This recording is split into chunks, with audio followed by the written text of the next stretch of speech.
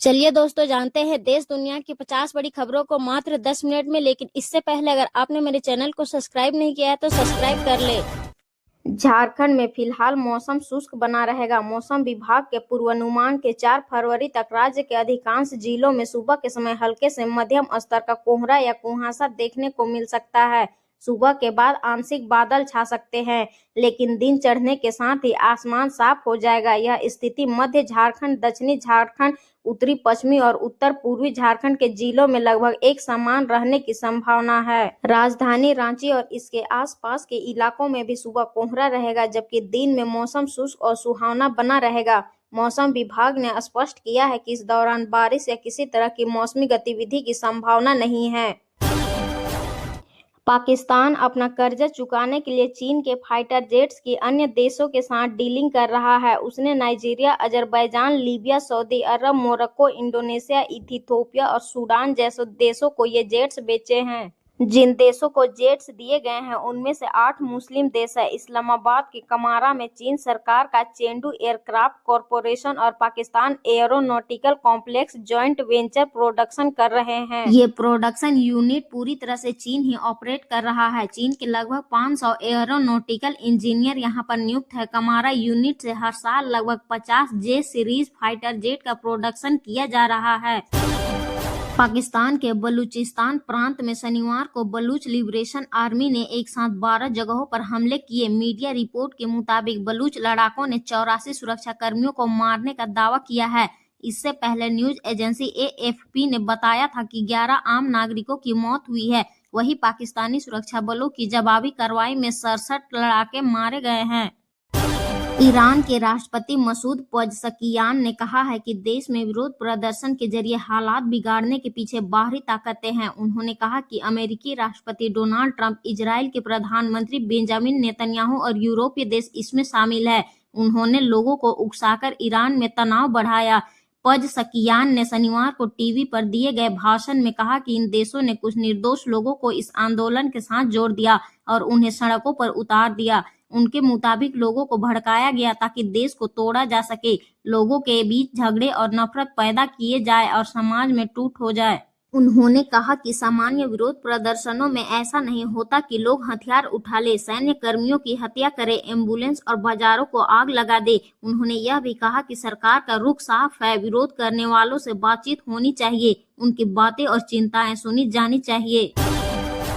Iran की कम से कम 7 शहरों में धमाकों की खबर है। अलग अलग मीडिया रिपोर्ट्स के मुताबिक शनिवार को राजधानी तेहरान, परंद, तबरीज, कोम, अहवाज, नतांज और बंदर अब्बास में विस्फोट हुए।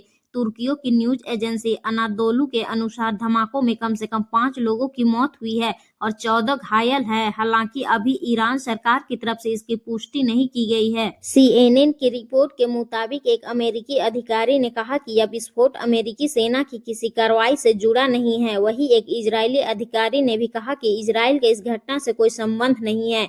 ईरानी समाचार एजेंसी तस्नीम ने सोशल मीडिया पर चल रही उन खबरों को गलत बताया है जिनमें कहा जा रहा था कि रिवोल्यूशनरी गार्ड के नौसेना कमांडर को निशाना बनाया गया था। पाकिस्तान से रिहा होकर लौटे 7 भारतीय नागरिक शनिवार को अटारी वाघा सीमा के रास्ते सुरक्षित अपने वतन भारत पहुंच गए। इस मौके पर सीमा पर भावुक और सुखद दृश्य देखने को मिला, जब लंबे इंतजार के बाद परिजन अपने अपनों से मिले। अपने परिवार के सदस्यों को सकुशल लौटता देख कई लोगों की आंखें खुशी से भर गई। जानकारी के मुताबिक रिहा किए गए 7 भारतीय नागरिकों में 4 फिरोजपुर जिले के, एक जालंधर, एक लुधियाना और एक उत्तर प्रदेश का निवासी शामिल है। इसमें लुधियाना जिले के गांव परजिया बिहारीपुर के 2 युवक रतनपाल सिंह और हरिंदर सिंह भी शामिल है, जो करीब 2.5 साल बाद अपने घर लौटे हैं। दोनों युवक विवाहित हैं और दिहाड़ी मजदूरी व खेती बाड़ी कर अपने परिवार का पालन पोषण करते थे। इस दौरान उनके बच्चे भी सीमा पर मौजूद थे, जो अपने पिता को देखकर भावुक हो गए। कांग्रेस ने शनिवार को कहा कि यौन अपराधी जेफरी एपस्टीन की फाइल्स में प्रधानमंत्री नरेंद्र मोदी का भी नाम है। कांग्रेस नेता पवन खेड़ा ने एक्स पर 2 पोस्ट की है। उन्होंने लिखा, यह राष्ट्रीय शर्म का विषय है, पीएम किस लिए जेफरी एपस्टीन की सलाह ले रहे थे। पहली पोस्ट में खेड़ा ने लिखा है कि जेफरी एपस्टीन को अमेरिका में मानव तस्करी, नाबालिगों के यौन शोषण और बलात्कार का दोषी ठहराया है। वो लिखता है कि भारत के प्रधानमंत्री नरेंद्र मोदी ने उसकी सलाह मानी। अमेरिका के राष्ट्रपति को फायदा पहुंचाने के लिए इजरायल में नाच गाना किया। कुछ हफ्ते पहले उनकी मुलाकात हुई थी और यह काम कर गया। खेड़ा ने अमेरिकी जस्टिस डिपार्टमेंट की लिंक शेयर करते हुए लिखा है कि भारत के पीएम का ऐसे बदनाम व्यक्ति के इतने करीब होना उनके फैसलों, पारदर्शिता और कूटनीतिक मर्यादा पर गंभीर सवाल खड़े करता है। अब यह साफ है कि पीएम का एपस्टीन के साथ सीधा संबंध रहा है, जिसकी अब तक कोई साफ वजह सामने नहीं आई है। विदेश मंत्रालय ने बयान जारी करके एपस्टीन फाइल्स में लगाए गए आरोपों का खंडन किया। सरकार ने कहा एपस्टीन घोषित अपराधी है, उसकी बातें गंभीरता से नहीं लेनी चाहिए। महाराष्ट्र के मुंबई में फिल्म निर्देशक रोहित शेट्टी के घर के बाहर 4 राउंड फायरिंग हुई। घटना की खबर मिलने के बाद पुलिस और फॉरेंसिक टीम उनके घर पहुंची।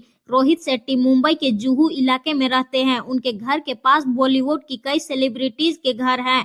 मुंबई पुलिस ने बताया कि ये घटना शनिवार रात करीब 3 बजे हुई। अज्ञात हमलावरों ने 4 राउंड फायरिंग की। इसके बाद जुहू में रोहित शेट्टी के घर के आसपास सुरक्षा बल की तैनाती की गई। पुलिस हमलावरों की पहचान करने के लिए हर एंगल से जांच कर रही है। हमले के पीछे का मकसद अभी पता नहीं चला है। मामले में अभी तक किसी ने भी जिम्मेदारी नहीं ली है। निर्मला सीतारमण राष्ट्रपति भवन पहुंच गई है। यहां उन्होंने राष्ट्रपति द्रौपदी मुर्मू से मुलाकात की। इससे पहले वे वित्त मंत्रालय पहुंची और बजट टैबलेट लिया। सीतारमण सुबह 11 बजे बजट पेश करेगी। इस बजट में सरकार 5 बड़ी घोषणाएं कर सकती है। कयास है कि नौकरी पेशा लोगों के लिए 13 लाख की इनकम टैक्स फ्री हो सकती है। वहीं इंपोर्ट ड्यूटी घटने से सोना चांदी की कीमतें घट सकती है। अमेरिका के राष्ट्रपति डोनाल्ड ट्रंप ने कहा है कि भारत अब ईरान से कच्चा तेल खरीदने के बजाय वेनेजुला से तेल खरीदेगा। उन्होंने दावा किया है कि भारत ने वेनेजुला से तेल खरीदने का सौदा कर लिया है। यह बयान ट्रंप ने वाशिंगटन डीसी से एयरफोर्स 1 में पत्रकारों से बातचीत के दौरान दिया। हालांकि भारत सरकार की ओर से इस पर अभी कोई आधिकारिक प्रतिक्रिया नहीं आई है।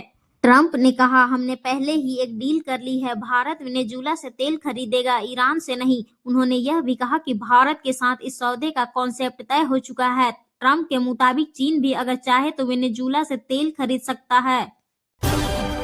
असम के मुख्यमंत्री हिमंत बिस्वा शर्मा ने शनिवार को कहा कि कांग्रेस को सिर्फ अवैध बांग्लादेशी प्रवासियों की चिंता है, न कि असम के मूल निवासियों के हितों की। उन्होंने गुवाहाटी में पत्रकारों से कहा कि हजार गौरव गोगोई और राहुल गांधी भी मेरा कुछ नहीं कर पाएंगे। अभी असम के लोगों के लिए स्थिति बहुत नाजुक है और यह राज्य में उनके अस्तित्व का सवाल है।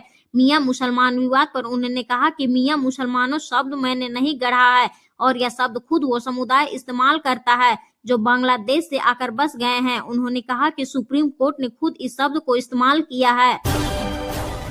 पीएम नरेंद्र मोदी आज पंजाब के जालंधर आएंगे। गुरु रविदास की जयंती पर पीएम रविदासिया समाज के सबसे बड़े डेरा सचखंड बल्ला में माथा टेकेंगे।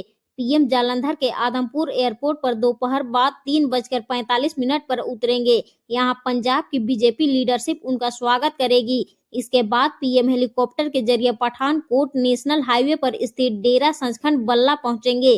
पीएम यहां लगभग 40 मिनट तक रुकेंगे, लंगर छकेंगे और संगत से मुलाकात करेंगे। इस मौके पर पीएम पंजाब के लिए 2 बड़ी सौगात देंगे। डेरा बल्ला से जालंधर के आदमपुर एयरपोर्ट का नाम श्री गुरु रविदास एयरपोर्ट करेंगे। इसके साथ ही लुधियाना के हलवारा एयरपोर्ट में बने नए टर्मिनल का वर्चुअली उद्घाटन करेंगे। पीएम के दौरे पर सीएम भगवंत मान के भी जालंधर पहुंचने की उम्मीद है। पीआईबी की तरफ से जारी सूचना में सीएम के पहुंचने की भी बात कही गई है। उधर जालंधर बीजेपी के सीनियर लीडर और पूर्व विधायक केडी भंडारी ने कहा कि सभी नेता प्रधानमंत्री मोदी का स्वागत करने आदमपुर एयरपोर्ट जाएंगे। पीएम को रिसीव कर वहां से उनके साथ डेरा सचखंड बल्ला पहुंचेंगे। पीएम नरेंद्र मोदी के पंजाब आने से पहले पूर्व क्रिकेटर और कांग्रेस के पूर्व प्रधान नवजोत सिंह सिद्धू की पत्नी डॉक्टर नवजोत और सिद्धू ने कांग्रेस छोड़ने का ऐलान किया। उन्होंने शनिवार को कहा कि उस कांग्रेस को अलविदा कह दिया है जहां मेहनती और काबिल नेताओं की बात नहीं सुनी जाती और जहां फैसले निजी स्वार्थों के आधार पर लिए जाते हैं।